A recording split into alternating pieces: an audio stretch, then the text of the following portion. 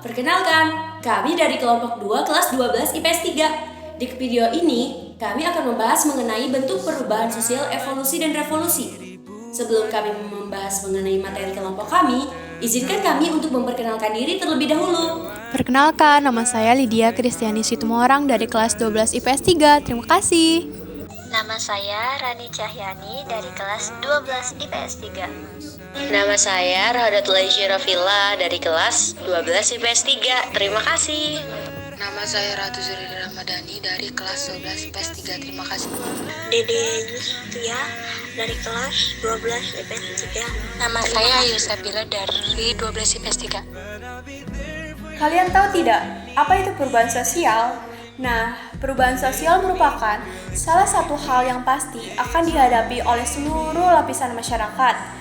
Perubahan bisa terjadi karena adanya suatu hal baru ataupun adanya anggapan bahwa sesuatu yang lama tidak berfungsi lagi. Selain itu, kebutuhan manusia yang tidak terbatas akan membuat manusia melakukan suatu hal yang memenuhi kebutuhan tersebut. Meskipun pasti akan terjadi, perubahan sosial pada masyarakat tidak selalu sama. Hal ini dikarenakan adanya masyarakat yang mengalami perubahan cepat dibandingkan dengan masyarakat lain. Nah teman-teman, dikutip dari suatu sumber artikel, diketahui bahwa terdapat 3 bentuk perubahan sosial antara lain. 1. Perubahan evolusi dan revolusi. 2. Perubahan yang dikehendaki dan tidak dikehendaki. 3. Perubahan kecil dan besar. Nah, yang akan kami bahas adalah bentuk perubahan evolusi dan revolusi. Selanjutnya akan dibahas oleh rekan saya yang bernama Rani. Halo, kalian penasaran gak sih sama apa yang dimaksud dengan bentuk perubahan evolusi dan revolusi? Yuk kita simak penjelasannya. Perubahan sosial budaya dapat dilihat berdasarkan cepat lambatnya perubahan berlangsung.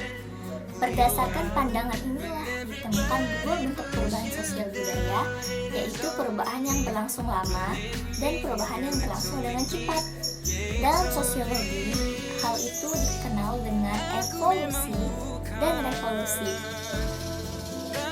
Perubahan evolusi adalah perubahan sosial budaya yang terjadi dalam waktu lambat dalam waktu yang lama dan terdapat suatu rentetan perubahan kecil yang mengikutinya.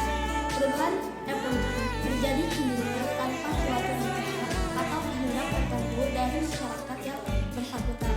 Evolusi berarti perubahan pada sifat keterwarisan suatu populasi organisme dan dari satu generasi ke generasi. Suatu masyarakat pada masa tertentu bentuknya sangatlah sederhana, tetapi seiring dengan perkembangan zaman, masyarakat berubah menjadi lebih kompleks dan perubahan itu berlangsung secara siklus dan berulang-ulang, sebagaimana tampak pada perubahan sosial budaya dari masyarakat berburu meramu menuju masyarakat bertani. Kategori evolusi dalam kehidupan masyarakat antara lain yang pertama, masyarakat dunia mengalami perkembangan strukturnya sesuai dengan tahapan-tahapan tertentu. Yang kedua, awalnya bermula dari bentuk sederhana dan kemudian menjadi kompleks hingga mencapai tujuan sempurna. Yang ketiga, perubahan tersebut berasal dari perkembangan homogen ke perubahan heterogen. Yang kedua adalah perubahan revolusi. Perubahan revolusi merupakan perubahan yang berlangsung secara cepat tanpa adanya kehendak atau perencanaan sebelumnya. Perubahan-perubahan mengenai sendi-sendi pokok kehidupan masyarakat atau lembaga kemasyarakatan itu berlangsung secara cepat. Perubahan revolusi dapat direncanakan atau tidak direncanakan.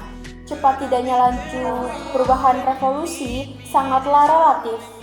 Suatu revolusi dapat memakan waktu yang lama. Misalnya, revolusi industri yang dimulai di Inggris.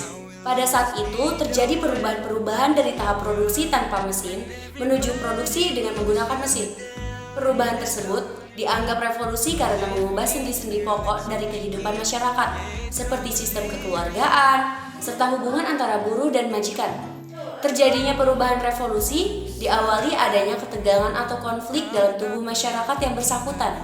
Revolusi tidak dapat terjadi pada setiap situasi dan kondisi masyarakat. Untuk dapat terjadi perubahan revolusi ternyata punya syarat-syaratnya loh, yaitu yang pertama, keinginan umum untuk mengadakan suatu perubahan. Dalam masyarakat yang luas harus ada perasaan ketidakpuasan terhadap keadaan dan harus ada keinginan untuk mencapai perbaikan serta perubahan keadaan.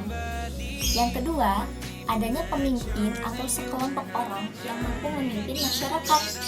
Yang ketiga, pemimpin tersebut dapat menampung keinginan-keinginan untuk merumuskan serta menegaskan rasa tidak puas dari masyarakat untuk dijadikan program dan arah bagi gerak masyarakat. Yang keempat, pemimpin tersebut harus dapat menunjukkan suatu tujuan pada masyarakat. Artinya, bahwa tujuan tersebut bersifat konkret dan dapat dilihat oleh masyarakat luas. Selain itu, diperlukan juga suatu tujuan yang abstrak, misalnya perumusan suatu ideologi. Dan yang terakhir, ada pemilihan waktu yang tepat untuk revolusi, yaitu suatu kondisi ketika segala keadaan untuk memulai gerakan revolusi. Apabila pemilihan waktu yang dipilih keliru, maka revolusi dapat gagal.